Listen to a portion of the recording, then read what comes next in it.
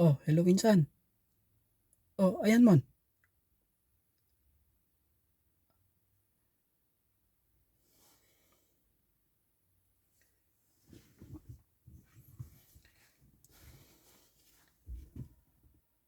Oh, hello insan. Asan ka na? Ah, ah? Oh, andiyan ka na?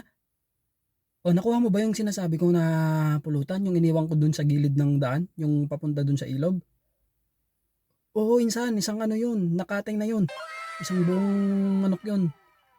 Tapos may kasamang ano yun, isang kilong tilapia. Oo, iluluto natin yun dun sa may tabing ilog. Dun tayo magsashot. Ha? Hindi ka pinayagan? Ay, sus. Minsan huwag kang papayag. Alam mo naman tayong mga kuluma na may isang salita yan. Na pag silabing alas 5 ng hapon, uwi na tayo. Uwi na talaga tayo. Oo, ganyan tayong mga kuluma eh. Hindi ka pinayagan? O, kita mo ako din. Alas 5 yung sinabi, talagang uwi ako ng alas 5. Oh, insan, yung pulutan na yan huwag mong sasabihin insan ha. Oo, inutang ko lang yan insan. Tapos, kinuha ko lang dun sa likod ng bahay namin yan. Hindi din alam. Ha? Oh, shot tayo dyan. Tsaka umutang ako ng ng 2 MP sa tindahan. O, utang muna yun. Kukupitan ko na lang si misis ko. Oo, sabihin nga, dali lang yan. Sabihin ko lang na yung pinagkodo ko pang hatid sundo sa anak ko naubos na. Oo. Tsaka makonsumo yung yung konsumo ng sakyan, ganun. Ayos ah? Oh. Oh, sige insan, saglit lang insan, andyan na si misis. Oh, may isang salita ako eh. Ba, insan, sige insan, sige insan. Sige, sige, sige, ingat, ingat.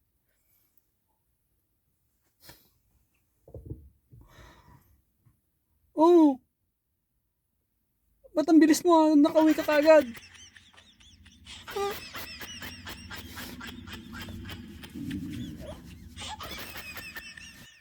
A few inches later.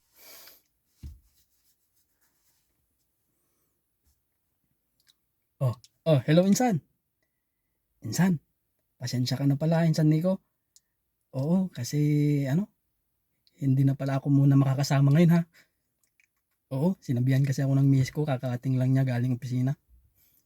Oo, busy daw sila sa ngayon sa opisina kaya oo, nagpapatulong lang, may ginagawa sila dun sa opisina para dun sa nila, sa pailaw, sa para sa Christmas. Oo, tingnan mo, takot yan si Mrs. sa akin, takot yan. Oh, sinabi sa akin pag kaya may lakad ka, pagtaliban mo muna. Sabi niya sa akin, takot yun eh. Alam mo naman si Mrs. takot yan sa akin. Sabi niya sa akin pagtaliban mo muna yung lakad mo kung may lakad ka. At ihatid mo muna ako dun sa samahan mo muna ako sa pisina. Sabi niya sa akin, takot yan insan. Kaya yung muna natin insan, lakad muna natin pagpaliban muna natin insan ha. Oo. Yung yung mga pulutan natin diyan, pwede mo munang yan, i-ref mo muna yan at sa susunod natin tirahin yan insan ha. Total, mga kuloma talagang yan yan, matitikas yan. Sa sunod na tayo mag-shot insan ha. Insan. Alam ko naman pati ikaw hindi ka pinayagan insan kasi syempre kuloma ka di ba? Yan insan, yan. Ayan, sige insan, bye-bye.